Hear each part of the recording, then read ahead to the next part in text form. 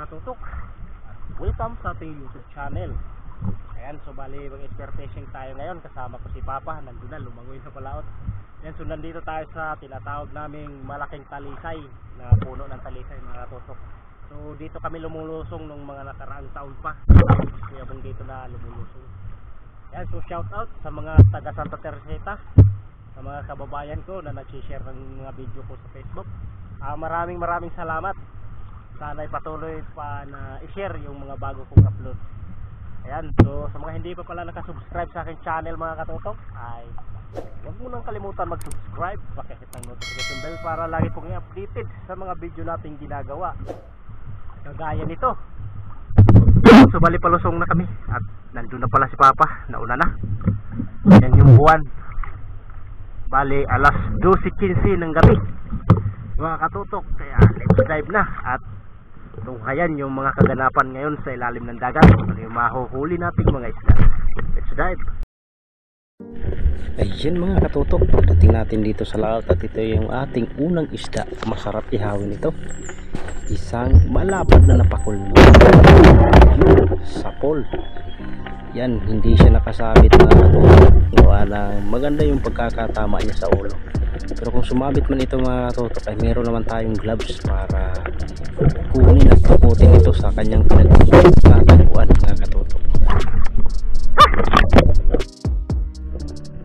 At ito mga katutok, nakakita tayo ng isang halamang dagat pero medyo ano na siya, nasisira na mga katutok. Isang balang kung tawagin sa amin, you know, napakaraming balang. Ayos sana, kaso medyo nasisira, nabubulok na siya mga katutok. Masarap sana ito ipares mo sa kamuting kahoy o kaya kamuti. Masarap sa kinilaw ito mga katutok, isang balang. Mahal yung bintahan niyan dito sa amin mga katutok, pero hindi ko muna ito kinuha, gawa ng pabulok na siya. Wala na tayong mapapagkinabangan niyan, kaya ini na natin kunin. So binitawan ko pala yan mga katutok, hindi ko na nakunan ng video. At ito yung hindi natin bibitawan, isang talagbago, malapit na rin ito, kaya sapol. Talagang maamo yung mga isda mga katutok sa gabi kahit dakmain mo yan. Pero ito, huwag kang magkakamaling dakmain ito mga katutok, kasi masakit ito makatinik. Iyak ka talaga sa sakit nito mga katutok.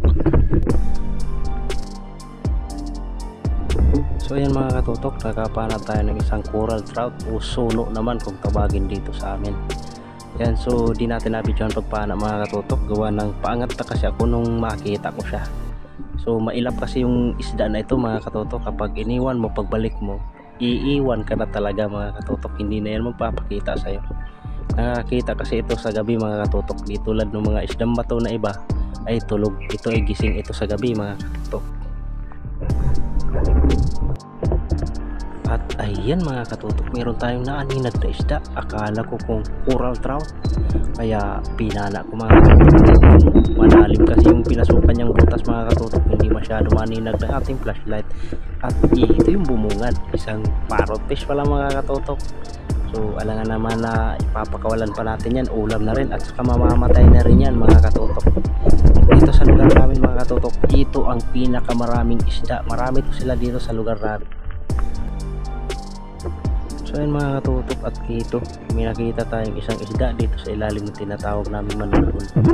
You know, yan, kaso mga katutok ay hindi pala tinamaan. Sinilip ko sa kabila ay wala pala, kaya sana ay makita natin sa pagbalik natin mga katutok. At ito nga mga katutok, sa pagbalik ko ay nasa labas na pala siya. You know, masama na pala yung tama, ninaplisan pala siya kanina mga katutok. Kaya ngayon, huli ka na, hindi ka na makakawala. Isang malaking katambak na rin ito, at libreng pang ulam, at masarap rin ito sa sinabaw mga katutok. You know, ayos. Pagsisid natin ulit mga katutok, at mayroon tayong nakitang isdang nakadungaw. You know, isa palang malaking pakul ulit mga katutok, kaya banatan na natin. You know, tinamaan siya mga katutok, at nahila agad siya mga katutok kasi ganda ng kanyang pagkakatama. Ayos, at mayroon na tayong pang-ihaw. Masarap ito mga katutok.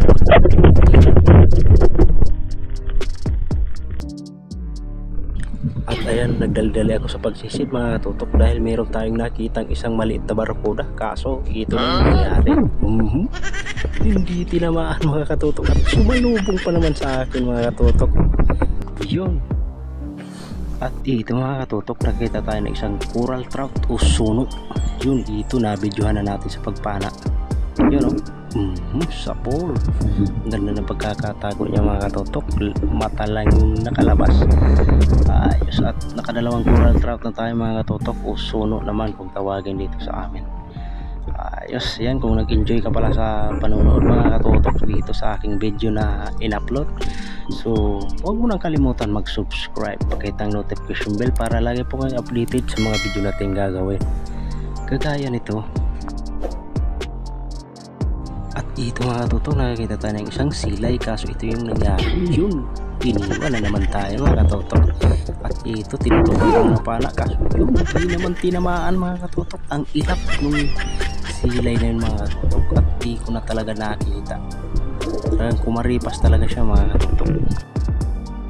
At ito mga katutok, nakikita tayo ng isang lupit. Ito yung isla na pinakamalupit magtago, kaya siya tinawag na lupit. Kasi kung hindi ka marunong tumingin ay hindi mo talaga siya makikita, kasi minsan mata lang yung nakikita, minsan buntot. Kaya malupit talaga siya magtago, kaya tinawag ito dito sa amin mga katutok na lupit, kasi malupit magtago. Yun o. Pero sa matindi yung mata na kagaya ko, hindi siya uubra ng kanyang kalupitan mga katutok. Talagang makikita ko pa rin siya. Ayos, at malaki-laki na rin ito.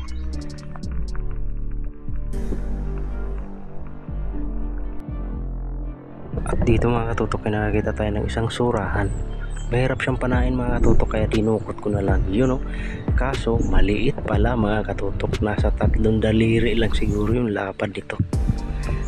Kaya ang ginawa ko dito mga katutok ay pinakawalan ko, kasi para lumaki naman siya mga katutok. Yan o. Sobrang liit. Kaya pakawalan natin mga katutok. Baka hanapin pa ito ng kanyang magulang. So you know, meron siyang tama, kaso hindi siya napuruhan. Sino kayang pumana nito mga katutok? Kaya pakawalan natin. Yun, ingat ka boy, sana lumaki ka pa at di ka makita ng ibang espero. So yun mga katutok, nakikita tayo ng isang buntog. Yun ang nagtatago sa likod ng isang kulapo. Di natin makita, gawa ng nakasiksik siya. Kaya yun o, sapol. Buntog ho ito mga katutok, hindi ito parrot fish. Ito ay isang buntog. Ang kinakain nito ay puro lumot at mga patay na kulapo. Ayos. So, may pampaksyo na tayo. Sarap sa paksyo ito mga katutok.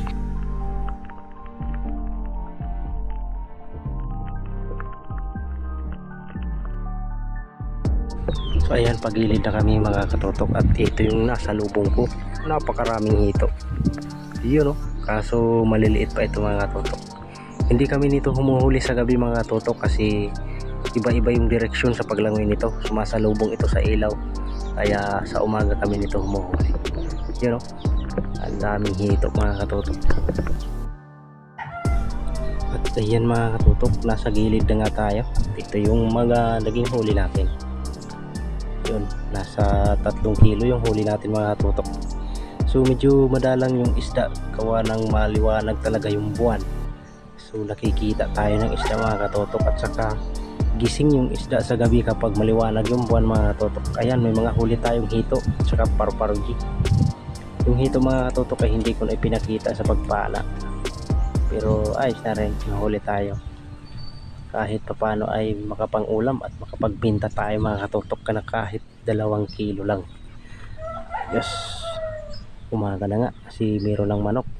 Bali alas 4 na ngayon mga katutok ng madaling araw. Bali 4 na oras na langoy. Ito lang yung huli ko, 3 kilo. Gawa ng madalang talaga. Ayos na rin at pinagpala pa rin tayo. Malaking blessing pa rin ito mga katutok. Ayos. Yan mga katutok, kagigising lang natin. So magandang tanghali po sa ating lahat mga katutok. Yan oh, namaga yung mata ko, kinagat to ng surot nung nakaraang gabi. Ayan, so masakit lagyan ng tinatawag naming sirip o yung antiparong nilalagay sa mata. Masakit. Ayan, so nandito na tayo sa ating shoutout mga katutok. Ayan, so shoutout kay Koischung sa nagpapa-shoutout yan dun sa Facebook natin. At shoutout sa mag-utol na si Renan at Renan Fishing Adventure at si Rapi Spear Fishing. Ayan, so shoutout kay Bu Adventure. Ayan, shoutout kay Mandaragatan TV. Shoutout kay Darling Gabijin. At shoutout na rin natin si Bira Espero. Shoutout natin si yung kasama natin si Archie Masamayor. So di mo na siya pumunta sa kubo mga katutok, gawa ng maliwanag pa yung buwan. Ayan, so susunod na gabi ay sasama ako sa kanila pag magdilim na yung buwan. Doon kami pupunta doon sa isang barangay, sa may barangay Malubago. Doon kami lagi dumadayo. Yan, so maraming salamat sa patuloy na sumuporta sa aking YouTube channel at lalong-lalo na sa ating Facebook. So shoutout sa mga taga Santa Teresita na kababayan ko mga katutok. So maraming salamat sa panonood nyo at sa patuloy na pag-share ng aking mga video. Yan, so kunti pala yung upload natin sa Facebook mga katutok, pero marami nang nanonood agad. Yan, so sa mga bago pa lang sa aking channel mga katutok, ay huwag mo nang kalimutan mag-subscribe, pakihit ng notification bell para lagi po updated sa mga video natin gagawin kagaya nito. At pakipalo na rin sa aking Facebook. So, pangalan ko mismo yung nakalagay doon sa Facebook. Yan, so mga nakakilala sa akin ay makakapalo sila mga katutok. So i-reveal ko yung Facebook natin sa mga susunod kong upload. Ayan. So ayan mga katutok, sa mga gustong magpa-shoutout, comment na kayo dyan sa baba. At isa-shoutout din natin yung palaging nagre-reklamo sa ating upload na video na wala daw tayong shoutout. So pasensya na po mga katutok kung wala tayong shoutout minsan, kasi pag nag-upload po ako ng video na mahaba ay natatagalan po ako ng pag-upload. Umaabot po ng mahigit 1 oras pag mahaba yung video ko. Kasi minsan dito sa amin mga katutok ay pawala-wala yung signal. Yung shoutout kay Danilo Adalim at Judes Adalim, Judes Prince Adalim at sa Adalim family. Ayan, so shoutout. Ayan, so hanggang dito lang muna yung video natin. Kasi medyo mahaba-haba na rin yung kukuha niyang oras. Ayan, so kita-kita tayo sa mga susunod nating upload. Thank you for watching.